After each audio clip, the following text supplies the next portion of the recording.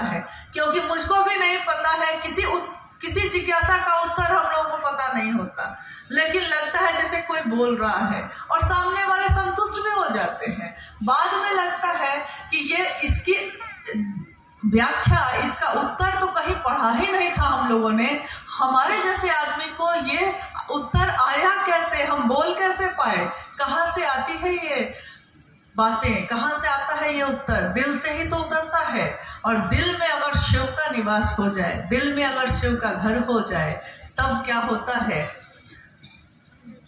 वो तो हम देख ही रहे हैं कि दिल मंदिर बन जाता है अगर शिव उसमें सदैव उस आसमां की तरह है जहां हम सब शिव के शिष्य एक तरह से रहते हैं। आपने देखा है कि आसमान में तारे अलग अलग होते हैं, हर तारे में रोशनी अलग अलग निकलती है, लेकिन वो रहता एक ही आकाश में है। हम भी गुरु भाई गुरु बहन हैं, हम लोग शिव शिष्यों का एक विशाल परिवार साहब दीदी ने बनाया और गुरु भाई गुरु बहनों को कहा कि तुम अगर मुझसे मिले हो तब भी, नहीं मिले हो तब भी, अगर कहीं भी, यहाँ तक उन्होंने कहा कि राजस्थान के मरुस्थल में भी किसी ने अगर शिव को अभी भी अपना गुरु बनाया है, वो मुझसे मिले या ना मिले, शायद इस जन्म में मिल भी पाएगा कि नहीं मिल पाएगा, लेकिन तब भी उसने शिव को अपना माना है तो मेरे कलेजे का टुकड़ा है।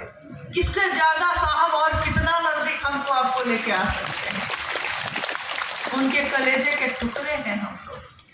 और कलेजे के टुकड़े की बात जब होती है तो आदमी उसको कितना संभाल के रखता है, हर कष्ट से बचाता है ना। हम सबको भी तो अपने लौकिक जीवन के कष्टों से वो बचाते हैं ताकि हम महादेव का काम कर सके। एक बार साहब ने कहा कि आप क्या सोचते हैं कि मैं आप लोगों को बहुत मानता हूँ, जैसे अगर कोई बीमार हो जाए, किसी को सर्दी खांसी हो जाए तो उसके लिए दवा मंगाने लगते थे साहब तुरंत। तो सब समझते थे कि साहब मुझको ज्यादा मानते हैं।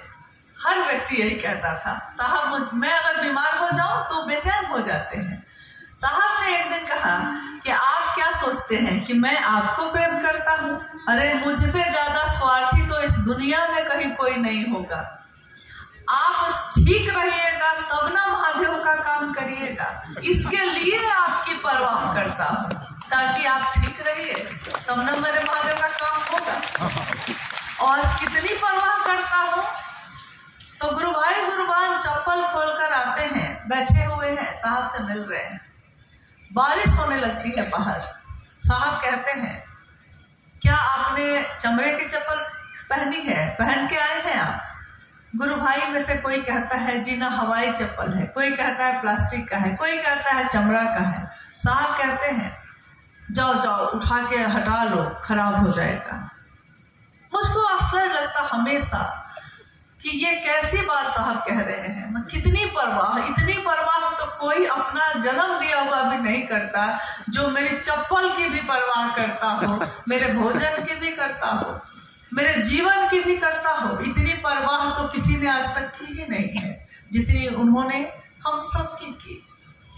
शिव की ऊर्जा से, शिव के भाव से संजात, ये तीनों सूत्रों पे हम लोग अभी बात कर रहे थे, क्योंकि ये शिवगुरु महोत्सव भी, इसका आयोजन भी मात्र इसी उद्देश्य के लिए किया जाता है कि हम मनसा वाचा करुणा, हम स्वयं भी शिव के शिष्य बने और दुनिया के लोगों को भी प्रेरित कर सके कि वो भी शिव की तरफ चल सके।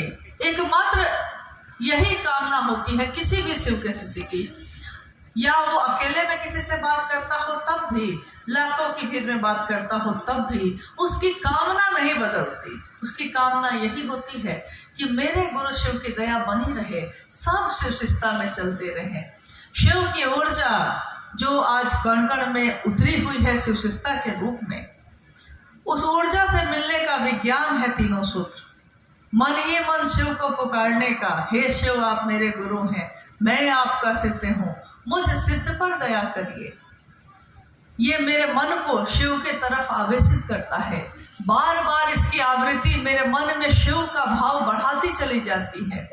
साहब कहते हैं कि विचार में प्रवेश होता है। ये विचार दिमाग में पैदा होता है, मन में, लेकिन ये विचार बार बार अगर घूमता रहा तो ये विचार एक दिन हृदय में प्रवेश करता है, दिल में प्रवेश करता है, और दिल में प्रवेश करता है तो हम उसको कहते हैं भाव है। ये भाव भी जब गहरे होते हैं, गहरे होते चले जाते हैं, और ये तब होता है जब हम शिव की बात करते हैं, खूब बात करते हैं, करते ही रहते हैं।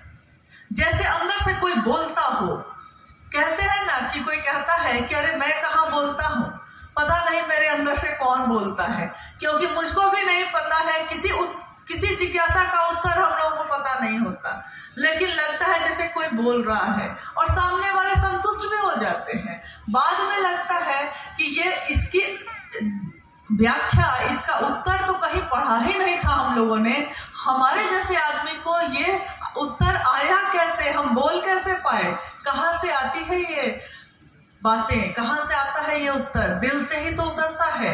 और दिल में अगर शिव का निवास हो जाए, दिल में अगर शिव का घर हो जाए, तब क्या होता है वो तो हम देख ही रहे हैं कि दिल मंदिर